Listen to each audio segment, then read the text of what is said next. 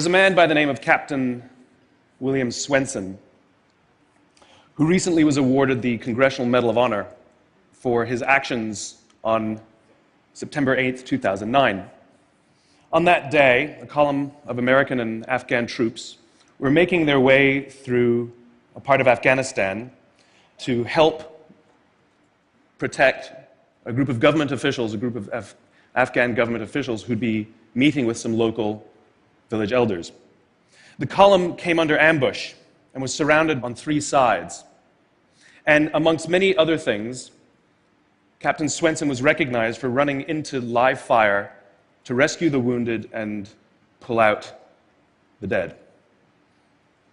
One of the people he rescued was a sergeant, and he and a comrade were making their way to a medevac helicopter. And what was remarkable about this day is, by sheer coincidence, one of the medevac medics happened to have a GoPro camera on his helmet and captured the whole scene on camera. It shows Captain Swenson and his comrade bringing this wounded soldier who'd received a gunshot to the neck. They put him in the helicopter, and then you see Captain Swenson bend over and give him a kiss before he turns around to rescue more. I saw this, and I thought to myself, where do people like that come from? What is that? That is some deep, deep emotion when you would want to do that. There's a love there. And I want to know, why is it that I don't have people that I work with like that? You know, in the military, they give medals to people who are willing to sacrifice themselves so that others may gain. In business, we give bonuses to people who are willing to sacrifice others so that we may gain. Yeah, back. Right? So I asked myself, where do people like this come from? And my initial conclusion was that they're just better people. That's why they're attracted to the military. These better people are attracted to this concept of service. But that's completely wrong. What I learned is that it's the environment. And if you get the environment right, every single one of us has the capacity to do these remarkable things, and more importantly, others have that capacity too. I've had the great honor of getting to meet some of these who we would call heroes, who've put themselves and put their lives at risk to save others. And I asked them, why would you do it? Why did you do it? And they all say the same thing, because they would have done it for me. It's this deep sense of trust and cooperation. So trust and cooperation are really important here. The problem with concepts of trust and cooperation is that they are feelings. They're not instructions. I can't simply say to you, trust me, and you will. I can't simply instruct two people to cooperate, and they will. It's not how it works. It's a feeling. So where does that feeling come from? If you go back 50,000 years to the Paleolithic era, to the early days of Homo sapien, what we find is that the world was filled with danger. All of these forces working very, very hard to kill us. Nothing personal. Whether it was the weather, lack of resources, maybe a saber-toothed tiger, all of these things working to reduce our lifespan. And so we evolved into social animals, where we live together and work together in what I call a circle of safety, inside the tribe, where we felt like we belong. And when we felt safe amongst our own, the natural reaction was trust and cooperation. There are inherent benefits to this. It means I can fall asleep at night and trust that someone from within my tribe will watch for danger. If we don't trust each other, if I don't trust you, that means you won't watch for danger. Bad system of survival.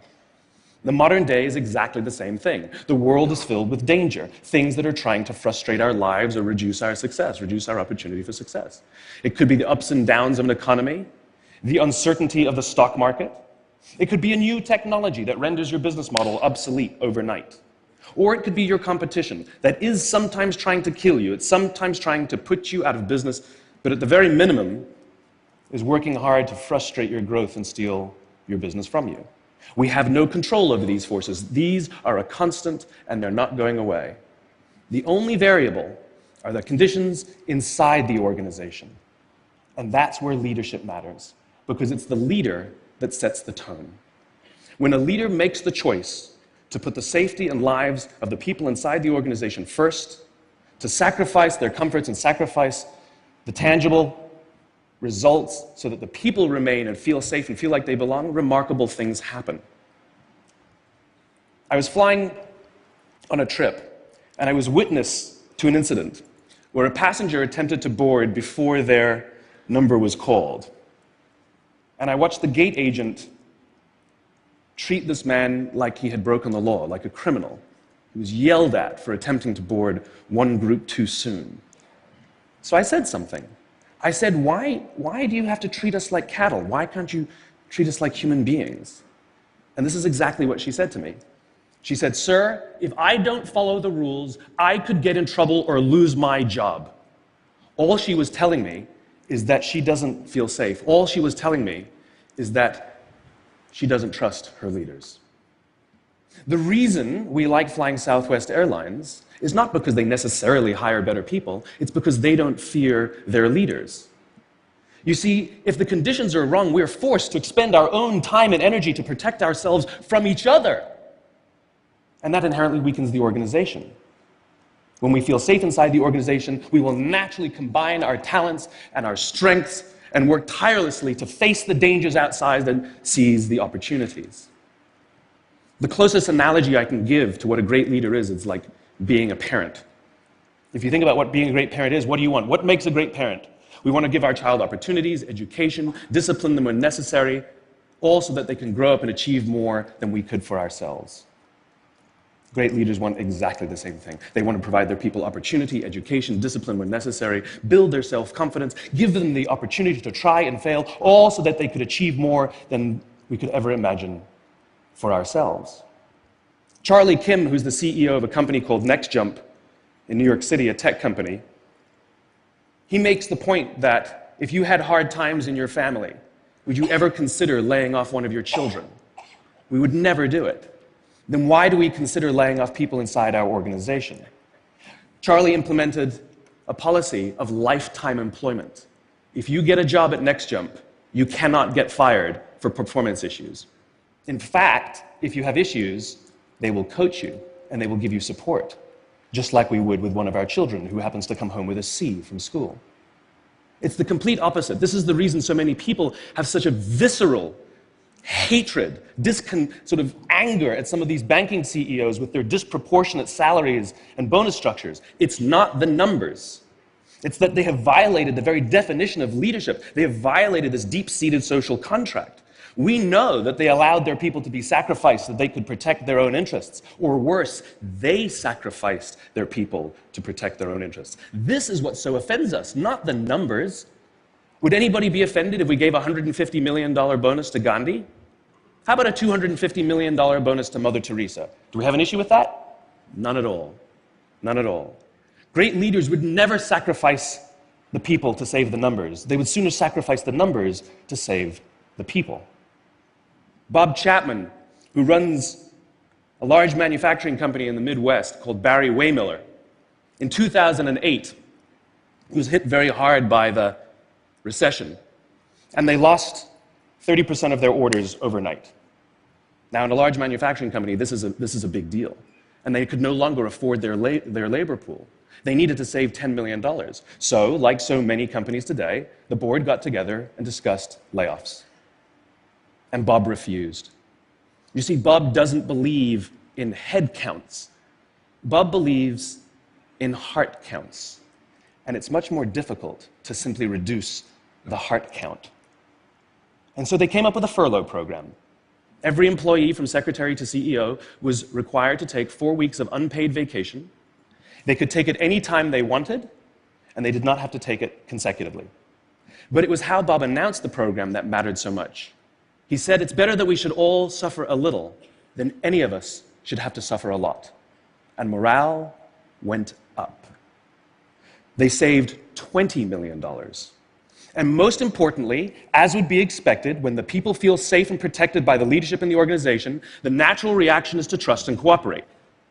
And quite spontaneously, nobody expected, people started trading with each other. Those who could afford it more would trade with those who could afford it less. People would take 5 weeks so that somebody else only had to take 3. Leadership is a choice. It is not a rank. I know many people at the senior-most levels of organizations who are absolutely not leaders. They are authorities, and we do what they say because they have authority over us, but we would not follow them. And I know many people who are at the bottoms of organizations who have no authority, and they are absolutely leaders. And this is because they have chosen to look after the person to the left of them, and they have chosen to look after the person to the right of them. This is what a leader is. I heard a story of some Marines who were out in theater, and as is the Marine custom, the officer ate last, and he let his men eat first. And when they were done, there was no food left for him. And when they went back out in the field, his men brought him some of their food so that he may eat. Because that's what happens. We call them leaders because they go first. We call them leaders because they take the risk before anybody else does. We call them leaders because they will choose to sacrifice so that their people may be safe and protected, and so their people may gain. And when we do, the natural response is that our people will sacrifice for us. They will give us their blood and sweat and tears to see that their leader's vision comes to life. And when we ask them, why would you do that? Why would you give your blood and sweat and tears for that person? They all say the same thing. Because they would have done it for me. And isn't that the organization we would all like to work in? Thank you very much. Thank you.